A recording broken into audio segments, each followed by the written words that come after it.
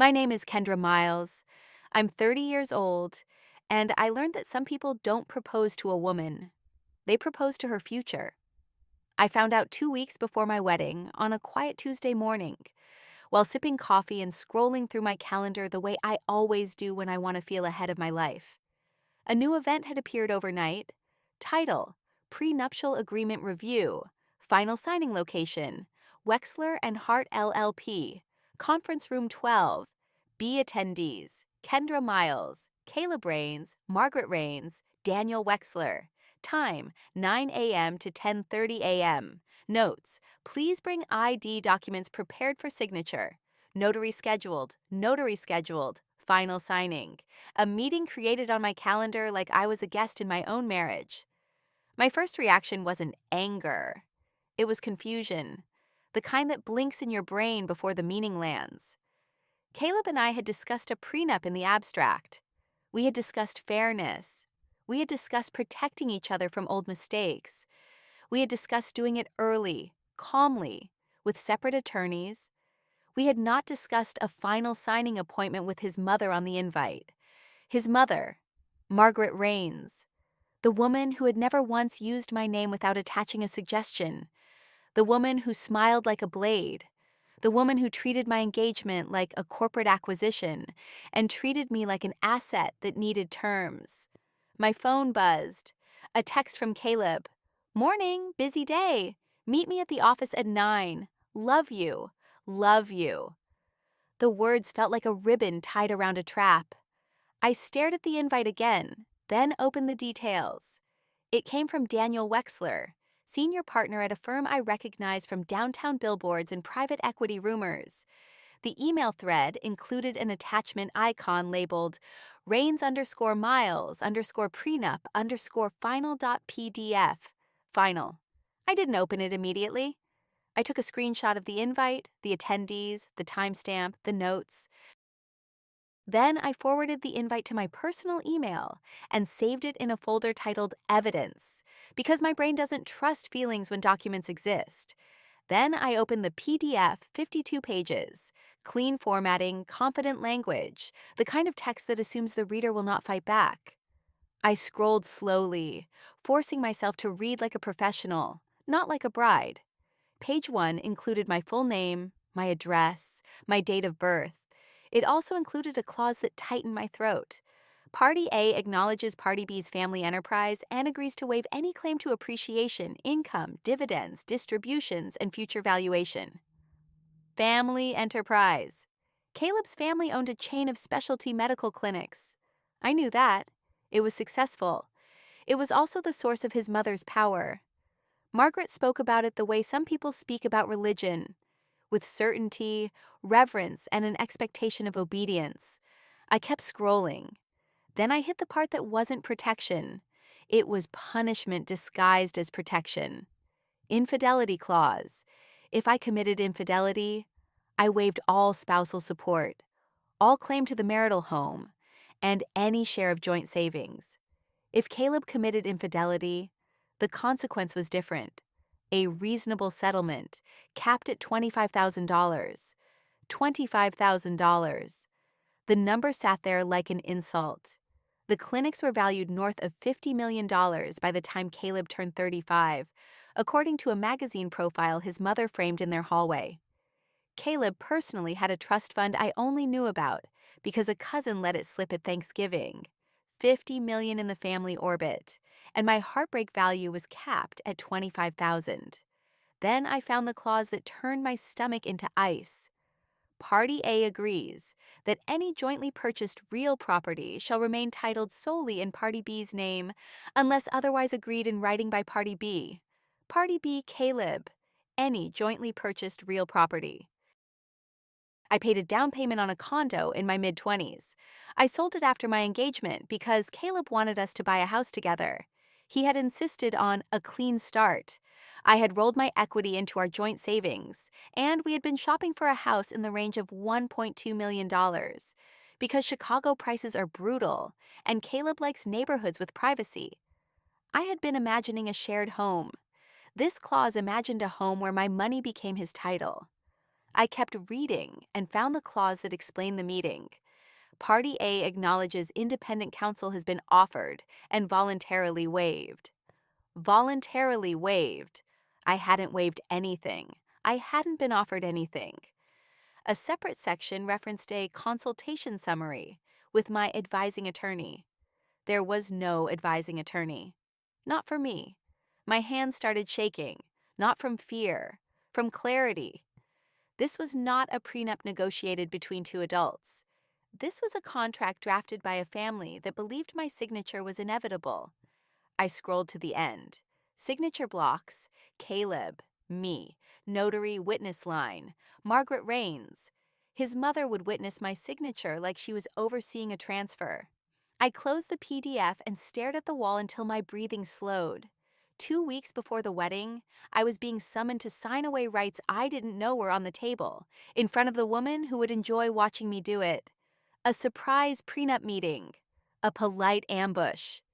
I met Caleb 3 years earlier at a fundraiser for the pediatric wing at Northwestern. I worked in healthcare analytics at the time, and my company sponsored a table. Caleb had made a speech about expanding access and innovation. He was handsome, confident, and had that polished tone that makes donors feel important.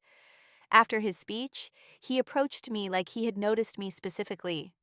He remembered my name. He remembered my role. He remembered details I mentioned once. It felt flattering. It also felt rehearsed in hindsight, like he had been trained to make people feel chosen. Our relationship moved fast, but not in a chaotic way, in a curated way. Caleb planned dates like events. He booked reservations early. He arranged weekend trips with itineraries. He introduced me to his family quickly, like it was a milestone to complete. Margaret greeted me with warmth that felt performative. She hugged me tightly, then leaned back and studied my face like she was appraising a product. Pretty, smart, driven. Then she smiled. "You will keep him grounded. Keep him grounded." The phrase landed oddly. Not happy, not loved. Grounded. Like Caleb was a balloon and I was a sandbag. I ignored it. I ignored the way Margaret brought up contracts over dinner. I ignored the way she requested my resume for fun. I ignored the way she pressed about my student loans twice, smiling sweetly each time. I ignored the way she corrected my pronunciation of charcuterie, like the board would collapse if I mispronounced cured meat. I informed myself she was intense because she cared. I informed myself intensity came with wealth. I informed myself love required patience. Then the engagement happened. Caleb proposed in a private room at a restaurant, a ring so bright it looked unreal under candlelight. The moment was beautiful. And I felt chosen again, like a story where everything finally lines up. Margaret cried at the engagement dinner, then pulled me aside and reminded me how public our family would become. The word "our" felt premature. Then she presented me with a wedding planner, not a suggestion, a decision. The planner was expensive and efficient. The planner also forwarded Margaret on every email unless I removed her. Access with a mother's entitlement instead of a friend's intimacy. I hadn't noticed how often I was being managed until the prenup invite appeared on my calendar like a verdict. At 7:30 a.m., I did the most important thing I could do. I did not confront anyone. Confrontation creates noise. Noise gives liars time to build stories. I built structure. I contacted my friend Talia Green, a corporate attorney I met through a project years ago. Talia is not sentimental about contracts. Talia sees language the way radiologists see fractures. I sent Talia the PDF with one message. Need review today. Surprise signing. Not agreed. Please call. Talia responded within minutes. Do not sign. Do not attend alone. Preserve everything. Preserve everything. Then I contacted an attorney for myself. Not Talia, because I needed someone with family law focus. I called 3 offices and used the phrase urgent prenup ambush, wedding in 2 weeks. The third office gave me a consultation slot at noon. I also contacted the venue coordinator again and confirmed that no one could change my contract without my direct confirmation. I requested the coordinator note my file. No changes, no charge authorizations, no schedule modifications without my voice verification. Then I contacted my bank and set alerts for all accounts involved in wedding payments. Then I changed passwords.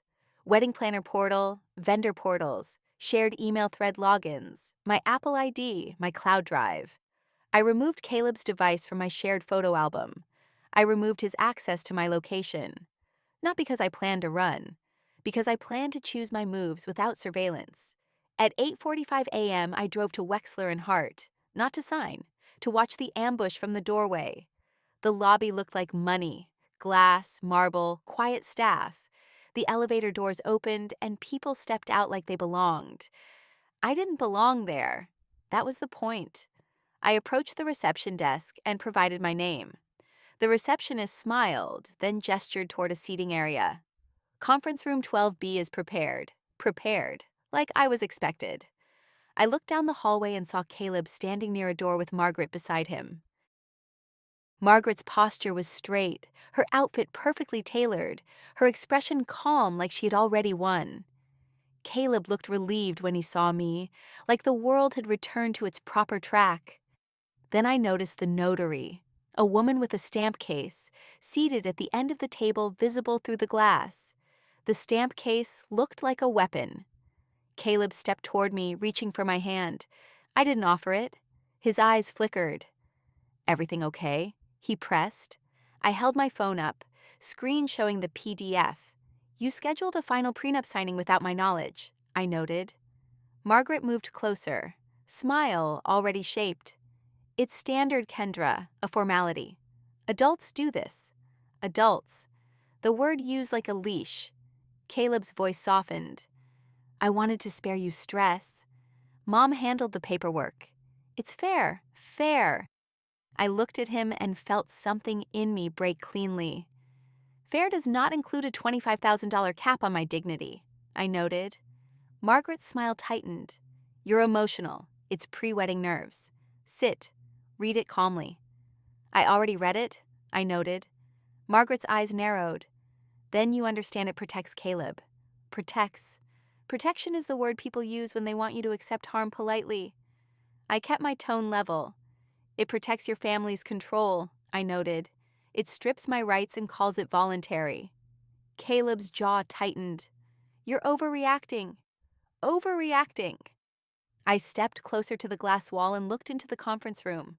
Daniel Wexler stood near the head of the table, a pen in hand, expression professional and bored. This wasn't a love story to him. This was a transaction. I turned back to Caleb. "Separate counsel is required," I noted. "I have not reviewed this with my attorney. This meeting is done." Margaret's tone sharpened, losing its softness. "Your attorney will tell you the same. This is family policy." Family policy. Marriage as company policy. Caleb tried again, voice lower, persuasive. "Sign it today and we move on. Wedding stays, everything stays, everything stays." Meaning his plan stays. I felt my pulse steady. "No," I noted. I stepped back and looked at the receptionist. "Please note that I did not authorize this document. I am leaving." Margaret's eyes flashed. "You are embarrassing yourself." "Embarrassing." I walked away. Caleb followed into the hallway. "Kendra, stop. We can adjust it. We can fix it. Fix it." A phrase that assumes I am the problem. I reached the elevator and turned. If your first move before marriage is an ambush, the marriage is not a partnership, I noted. The elevator doors closed. I watched Caleb's face through the narrowing gap. His expression wasn't heartbreak. It was annoyance. Annoyance that his deal didn't close. At noon, I sat in a small law office with a family attorney named Marisol Vance. Marisol reviewed the prenup quickly, eyes sharp. "This is aggressive," Marisol noted. "The infidelity clause is asymmetrical, the property clause is extreme, the counsel waiver is a red flag, and the timing is coercive." Coercive. The word turned my stomach because it matched my body's instinct. Marisol recommended immediate actions. Do not sign anything. Do not attend further meetings without counsel. Document all communications. Consider postponing the wedding to remove pressure. Postponing. I laughed once, a harsh sound. I'm not postponing, I noted. I'm canceling. Marisol's expression didn't change, but her eyes softened slightly. Then we focus on protecting you from retaliation, Marisol noted. Retaliation. Margaret's face made it feel less dramatic. Marisol explained what I already suspected. Caleb's family would not accept boundaries quietly. They would attempt to control narrative.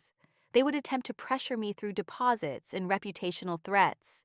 They might attempt to claim I agreed verbally. They might attempt to frame me as unstable.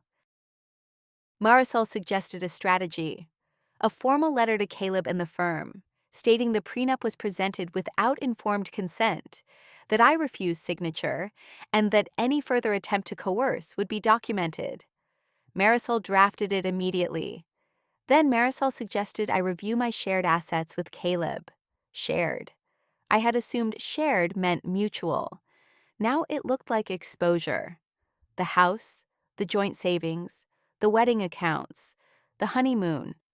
I opened my banking app and pulled up our joint account. There were withdrawals I hadn't noticed. Small at first, then larger. A transfer labeled legal retainer. A transfer labeled wedding adjustment.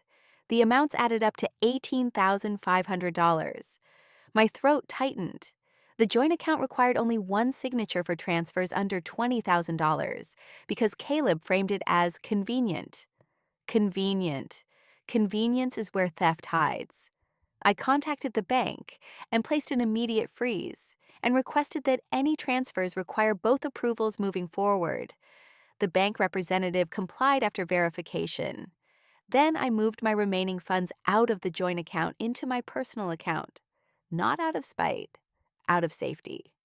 I also contacted the travel company handling our honeymoon and placed a hold. Any changes required my voice verification. No cancellations. No credit redirection. No upgrades. No alternate travelers. Alternate travelers. The thought made me nauseated, but I didn't ignore it. People who ambush you in a boardroom do not respect romantic boundaries. That night, Caleb arrived at my apartment with flowers and a calm face like he was walking into a negotiation, not a breakup. He held the flowers out. I didn't take them. He paused, then placed them on my counter like an offering. We need to handle this like adults, he pressed. Adults again. I kept my voice even. Adults don't schedule surprise contract signings with a notary and a parent witness, I noted. Caleb's eyes flashed. Mom was trying to help. Help. I pulled my phone out and opened the clause. Your help caps my protection at $25,000 if you cheat, I noted. It removes my claim to any property I help buy. It claims I waived counsel I never had. Caleb's jaw tightened. It's standard for our family. Standard. My voice stayed steady. I'm not joining your family enterprise as a subordinate, I noted. Caleb's tone turned sharper. You're making this about power. Power was already in the room and it wasn't mine. This is about consent, I noted. Caleb exhaled and tried softer again. We can revise it. We can do a fair version. Just don't destroy everything. Destroy. I felt something settle in me. The fair version would have been discussed months ago, I noted. The fair version would not require a surprise meeting. Caleb's face hardened. You're punishing me for trying to protect what I built. Built. He didn't build the clinics. His family did. He was an executive inside a machine his mother ran. The prenup wasn't protecting his work. It was protecting their control. I took a breath. The wedding is canceled, I noted. Caleb stared. You can't do that. I already did, I noted. His eyes widened slightly. I contacted the venue. I contacted vendors. I have counsel. Counsel. The word shifted the balance. Caleb's mouth tightened. You're going to regret humiliating my mother. There it was. Not regret losing me. Regret embarrassing Margaret. I nodded once. Your mother embarrassed herself, I noted. Caleb's face darkened.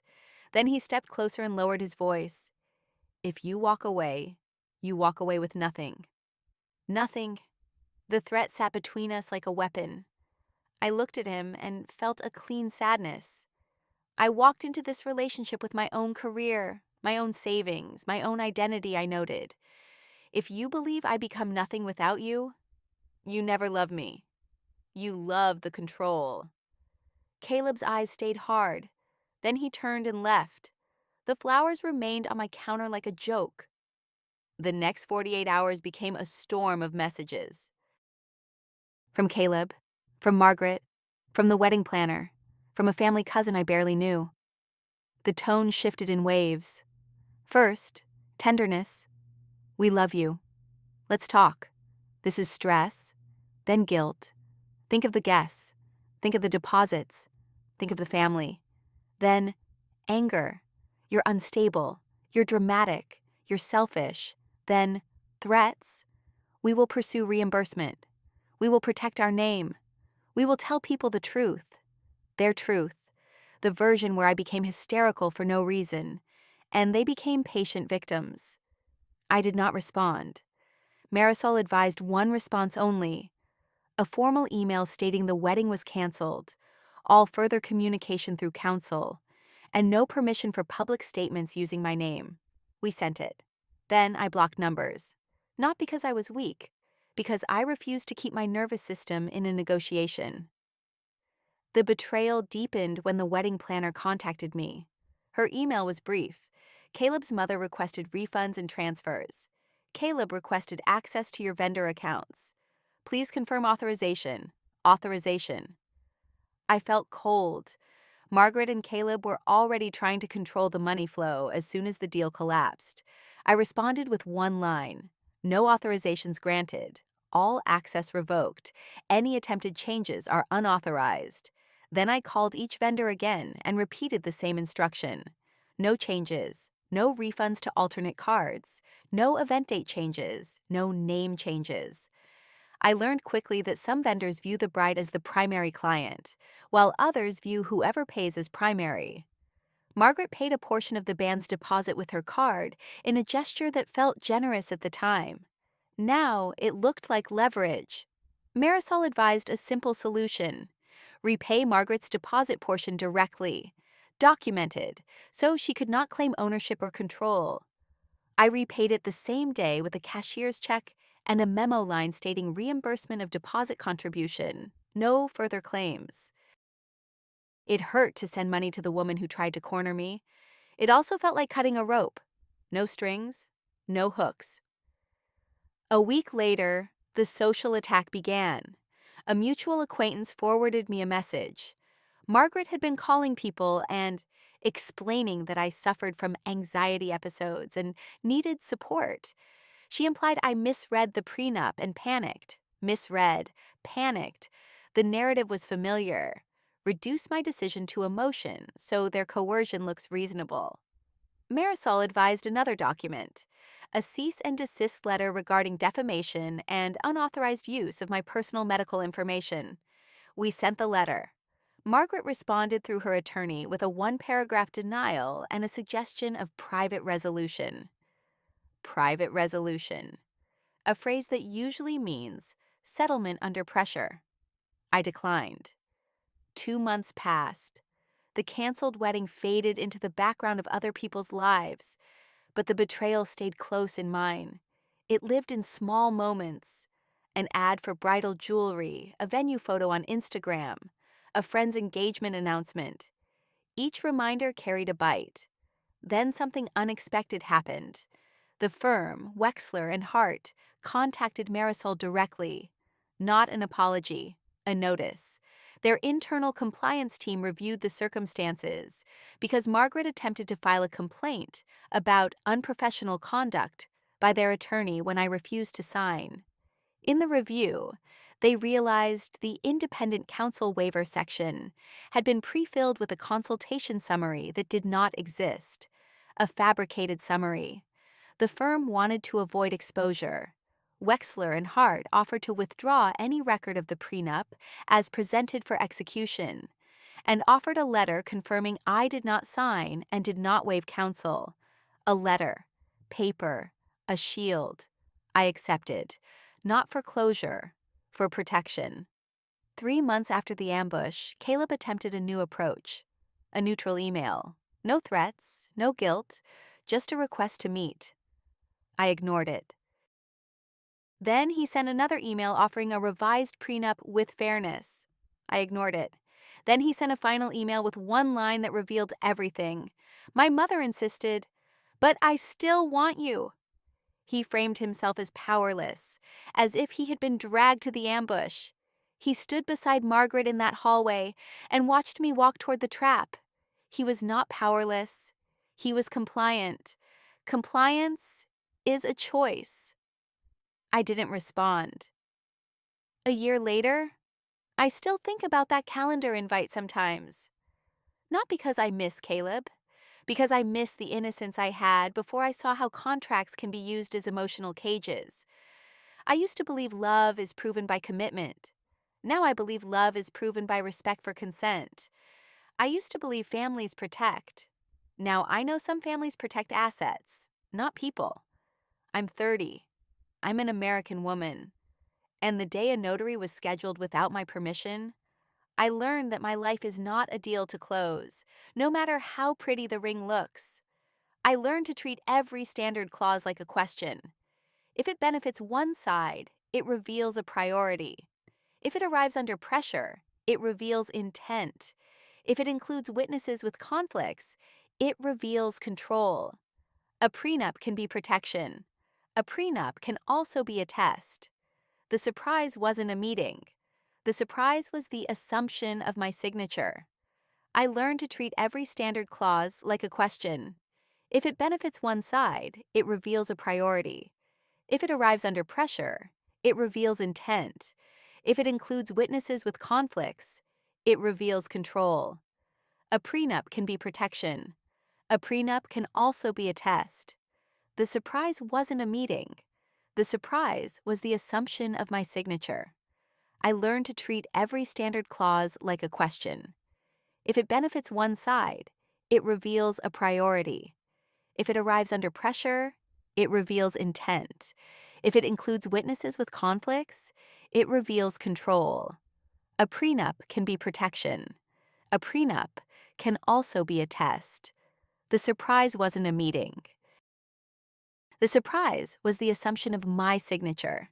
I learned to treat every standard clause like a question. If it benefits one side, it reveals a priority. If it arrives under pressure, it reveals intent. If it includes witnesses with conflicts, it reveals control. A prenup can be protection. A prenup can also be a test. The surprise wasn't a meeting. The surprise was the assumption of my signature. I learned to treat every standard clause like a question. If it benefits one side, it reveals a priority. If it arrives under pressure, it reveals intent. If it includes witnesses with conflicts, it reveals control. A prenup can be protection. A prenup can also be a test. The surprise wasn't a meeting. The surprise was the assumption of my signature. I learned to treat every standard clause like a question. If it benefits one side, it reveals a priority. If it arrives under pressure, it reveals intent. If it includes witnesses with conflicts, it reveals control. A prenup can be protection. A prenup can also be a test. The surprise wasn't a meeting. The surprise was the assumption of my signature. I learned to treat every standard clause like a question. If it benefits one side, it reveals a priority. If it arrives under pressure, it reveals intent. If it includes witnesses with conflicts, it reveals control. A prenup can be protection. A prenup can also be a test. The surprise wasn't a meeting. The surprise was the assumption of my signature. I learned to treat every standard clause like a question. If it benefits one side, it reveals a priority. If it arrives under pressure, it reveals intent. If it includes witnesses with conflicts, It reveals control. A prenup can be protection. A prenup can also be a test. The surprise wasn't a meeting. The surprise was the assumption of my signature.